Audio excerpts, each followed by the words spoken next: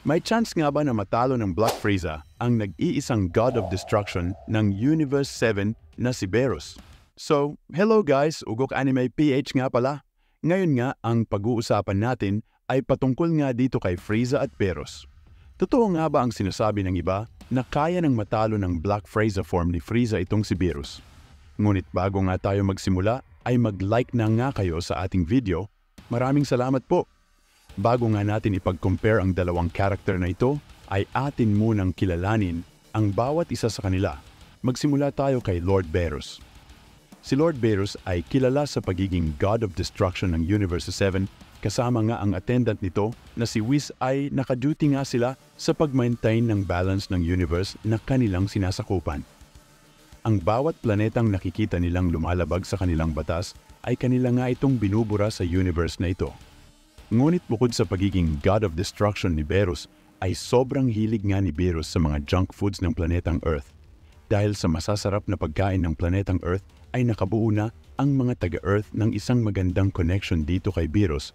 Ito nga din ang isang malapit na dahilan kung bakit napagpasyahan ni Whis na pumayag sa pangungulit ni Vegeta na i-train siya nito. Ngayon naman ay ating alamin kung ano ang Black Frieza at paano nga ito na-achieve ni Frieza. Ang Black Frieza nga ay ang sinasabing bagong pinakamalakas na mortal sa buong universe na ito at ito nga din ang bagong form ni Frieza na ating makikita sa Dragon Ball Super manga. Kung saan ay ni-one-hit nga niya ang Ultra Ego ni Vegeta at ang Ultra Instinct nitong si Goku gamit nga lang ang isang simpleng pag-atake. Hindi niya din nakaligtas dito si Gas kasi nga si Frieza na mismo ang tumapos dito. Paano nga ba niya ito na-achieve? Sinabi nga dito ni Frieza na siya nga daw ay nakakita ng isang planeta sa universe kung saan ay iba nga daw ang ikot ng oras doon.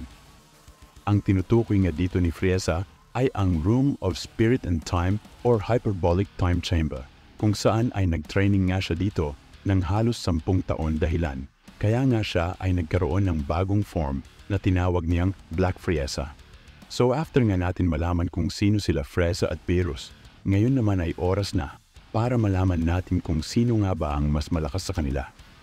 Ang totoo guys ay mas malakas pa din si Beerus at ipapakita ko sa inyo ang mga dahilan.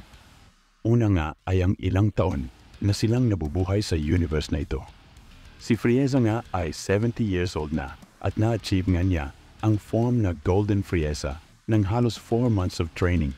Dagdag pa natin dito ang 10 years of training niya sa Hyperbolic Time Chamber para ma-achieve ang Black Frieza. So pagpalagay natin na halos 20 years lahat ng trainings na ginawa ni Frieza. Ngayon naman ay si Lord Beerus. Si Lord Beerus ay kilala bilang God of Destruction ng Universe 7 at nasaksihan nga niya ang mga pangyayari sa universe at ang pagkasira at pag-usbong ng mga planeta dito. Siya nga ay halos 200 million years nang nabubuhay sa universe na ito. And imagine guys, kung ilang taon yun sa haba ng existing ni Beerus, ay imposible na hindi nga siya nag-training para lumakas. Kung mapapansin nga natin kay Beerus, ay palagi na nga lang itong natutulog at kumakain ni minsan, ay hindi na natin siya nakita na mag-training. Isa lamang patunay ito na na-reach na niya ang limit ng sarili niya para maging kampante ng ganun. Pangalawa ay kung talagang kaya ng matalo ni Frieza si Beerus, ay bakit hindi niya tinapos si Goku at Vegeta noong mga araw na ni one-hit lang niya ito? Isa lamang ang nakikita kong dahilan dito. Ayaw ni Frieza na mapalaban itong si Beerus. Alam naman natin kung gaano kalapit sila Beerus at Whis kanda Goku. At maaring iniisip nitong si Frieza once na tinapos niya itong si Goku at Vegeta ay baka itong si Beerus ang makalaban niya. Alam ko naman ang mga sasabihin nyo na walang pakialam ang mga god sa mga mortal. Kung wala si Goku at Vegeta, ay malalaman ba ni Beerus na masarap ang pagkain ng planetang Earth? Kung hindi ba niya ito kinalaban noon, ay malalaman ni Beerus ang about sa planetang Earth, hindi di ba?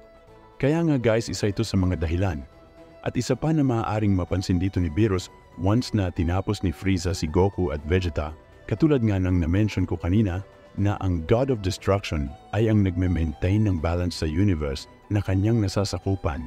Once na makakita si Beerus ng isang banta na maaaring makasira sa pinapangalagaan nitong balance, ay maaaring siya na mismo ang tumapos dito. Ang panghuling dahilan ay ang pagkakaroon ni Frieza ng kakayahan na wasakin ang planetang Earth. Kung babalikan nga natin sa mga nakaraang saga ng Dragon Ball, ay balak talagang wasakin ni Frieza ang planetang Earth. At ang isang layunin talaga nito ay ang makuha ang Dragon Ball ng planetang Earth para makahiling dito na gawin siyang isang immortal. Ilang beses na ngang bumalik si Frieza sa planetang Earth para nga makapag-revenge dito kay Goku, ngunit lagi nga siyang natatalo. Then ngayon naman ay meron na siyang kakayahan na sirain ito ng sobrang dali. Ngunit bakit hindi pa niya ito pinuntahan noong oras na umalis ito? Isa nga lang ang dahilan nito na ayaw nga niyang makalaban si Beerus. Alam naman natin kung gaano kahalaga kay Beerus ang planetang Earth. Balikan natin ang Moro Arc kung saan ay malapit na ngang masira ni Moro ang planetang Earth. Alam niyo bang mag-a-attempt itong si Beerus na labanan si Moro? Sinabi pa nito na ang mawalan daw ng isang planeta na mayroon pinakamasarap na pagkain ay isang pinakamasamang maaaring mangyari sa kanya. Kaya napagpasyahan dito ni Beerus na siya na ang bahala kay Moro at magiging mabilis na lang daw ito para hindi na ito mapansin ng mga kapwa niya destruction. Kung hindi nga lang sila pinatawag ng Grand Priest ay maaaring nakita natin ang Moro versus Beerus.